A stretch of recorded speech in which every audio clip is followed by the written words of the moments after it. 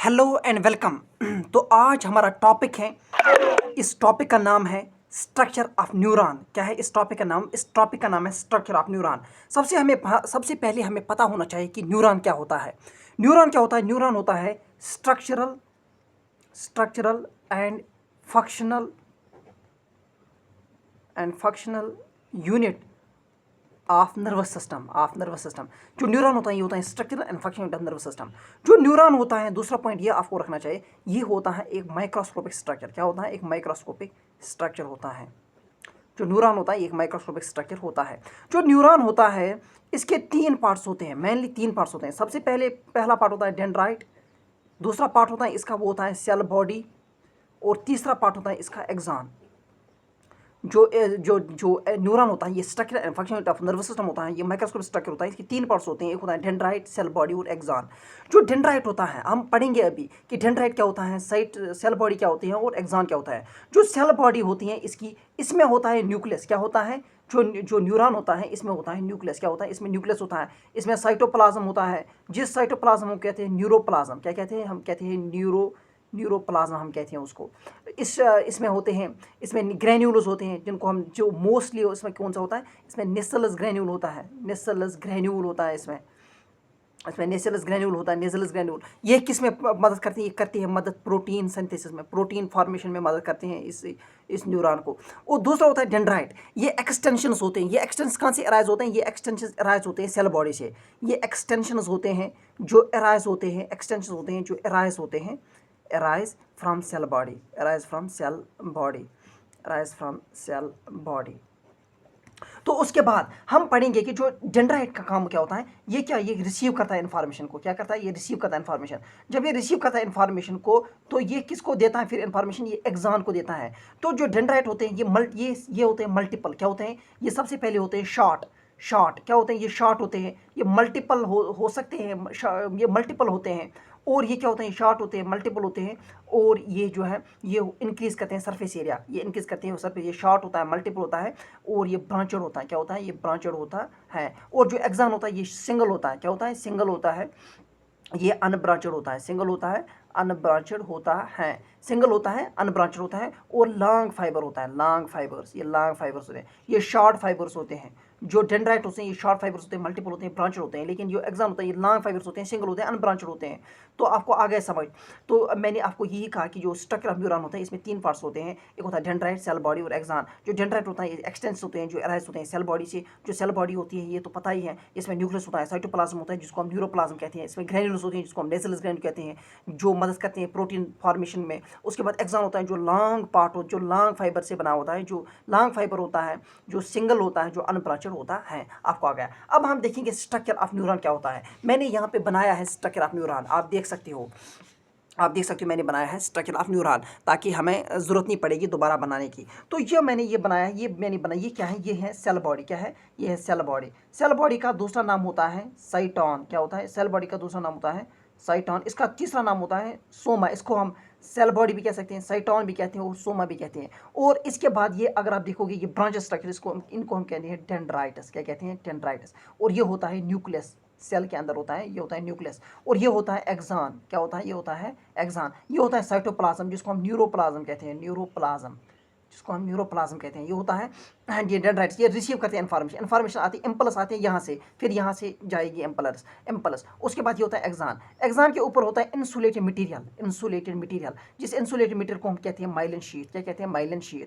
और ये डिराइव होते हैं, ये इसको हम कहते हैं माइलिन शीथ। और इसमें जो है ये डिराइव होती हैं किन सेल से? ये डिराइव होते हैं किन सेल से? ये डिराइव होती हैं शिवान सेल से। क्या होती हैं? शिवान सेल से डिराइव होते हैं। शिवान सेल इसके अंदर होते हैं, उन्हीं से डिराइव होता है माइलिन शीथ में। तो उसके बाद ये अगर आप देखोगे ये होता है एक्सॉन टर्मिनल। क्या होता है? ये होता है एक्सॉन। तो मैंने ये यहाँ से यहाँ तक क्या कहा? एक्सॉन होता है, ये तो सारा एक्सॉन होता है, ये सारा एक्सॉन होता है। एक्सॉन के ऊपर होता है माइलिन शीथ। जो एक्सॉन के लास्ट पे होता है उसको कहते हैं एक्सॉन टर्मिनल। जो एक्सॉन टर्मिनल होता है ये टर्मिनेट होता है एक जो है स्वेलो बाल्स, एक बाल्स होते हैं लास्ट पे, जो जहाँ पे टर्मिनेट ये करता है, इनको हम कहते हैं साइनेप्टिक नॉब। क्या कहते हैं? इनको हम साइनेप्टिक नॉब। इन्हीं के अंदर होते हैं वेसिकल्स। क्या होते हैं? वेसिकल्स, जिनमें न्यूरोट्रांसमीटर्स प्रेजेंट होते हैं, इनको हम कहते हैं वे साइनेप्टिक वेसिकल्स, इनको हम कहते हैं synaptic vesicles, synaptic vesicles, synaptic vesicles. तो इसका मतलब आपने क्या सीखा? आपने सीखा जो न्यूरॉन होता है इसमें सेल बॉडी होती है, इसमें एक्सॉन होता है, इसमें डेंड्राइट होते हैं। डेंड्राइट मैंने कहा ये शॉर्ट होते हैं, ये सबसे पहले शॉर्ट होते हैं, ये ब्रांचेड होते हैं, शॉर्ट होते हैं और ये रिसीव करते हैं इन्फॉर्मेशन। और ये क्या करते हैं? रिसीव करते हैं इन्फॉर्मेशन, शॉर्ट होते हैं, ब्रांचेड होते हैं।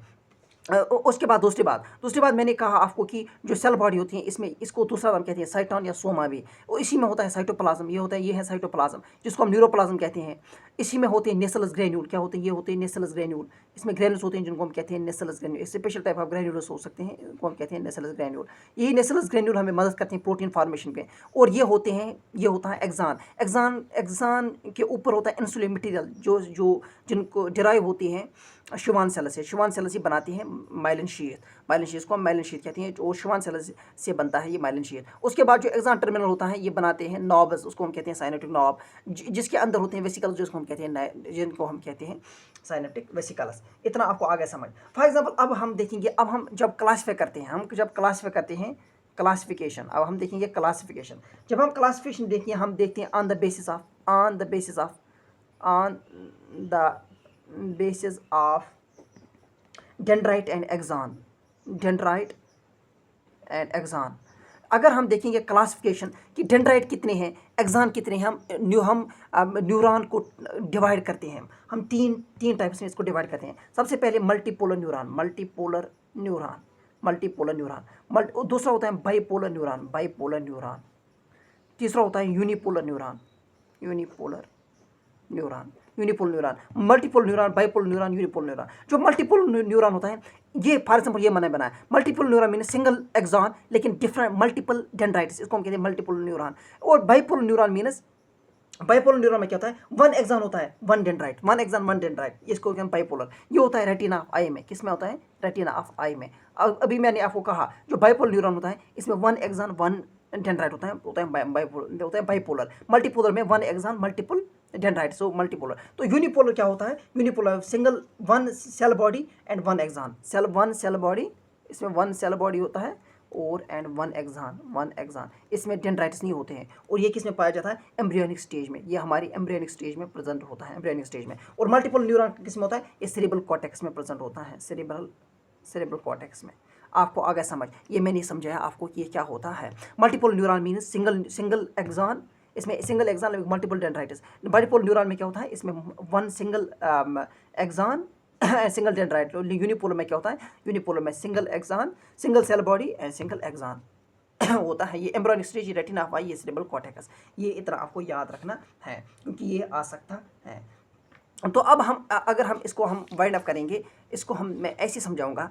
First of all we discuss what is the structure of neuron, and in the structure of neuron I have discussed you with first of all what is neuron. Neuron is a structure and function of the nervous system. A neuron is a microscopic structure, and when we talk about the physiology, when we will go on the physiology of neuron, then we will say that the function of neuron is to carry the electric impulse, तो carry the electric impulse. सो इसका काम होता है electric impulse को generate करना, carry करना, coordinate करना, electric impulse या एक्शन पोटेंशियल जिसको हम कहते हैं। तो रफली मैं कहता हूँ यहाँ से मैं कहता हूँ is the structure and function of nervous system is a microscopic structure and it has three parts and one is dendrite, one is cell body and one is axon. And dendrite means they are the short extensions, they are the extensions which arise from the cell body, and you have seen here the dendrites are the small extensions, are the extensions, short extensions that arise from the cell body, and these extensions receive the information, and when the information received by from the dendrites, then the information goes to axon, and finally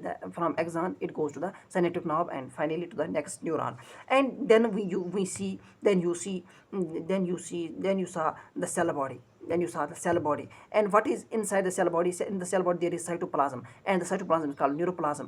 There is Nessel's granule, that's called Nessel's granule, and this is a special type of granules which help in the protein synthesis, protein formation in the cell body. And then we have discussed about the axon. Is a long fiber, short, single, unbranched, and on the surface of the axon there is insulated material, and that insulated material is called myelin sheath, and myelin sheath is derived from a cells, that cells are called Schwann cells. And then we discuss about this axon terminal. This axon You know this axon terminates, this axon forms axon terminal, and axon terminal terminates as synaptic knob. As synaptic, inside the synaptic there is vesicles which carries neurotransmitters, that's called synaptic vesicles. And you know what's the difference between the dendrite and axon? Now I'm asking you a question: what's the difference between the dendrite and axon? The main difference of dendrite and axon is that dendrites are short fibers, that they are short fibers, they are branched, short branched, multiple. And what is the difference? What is axon? Axon is long fiber, unbranched, and single. This is the difference, main difference. So the electric impulse, when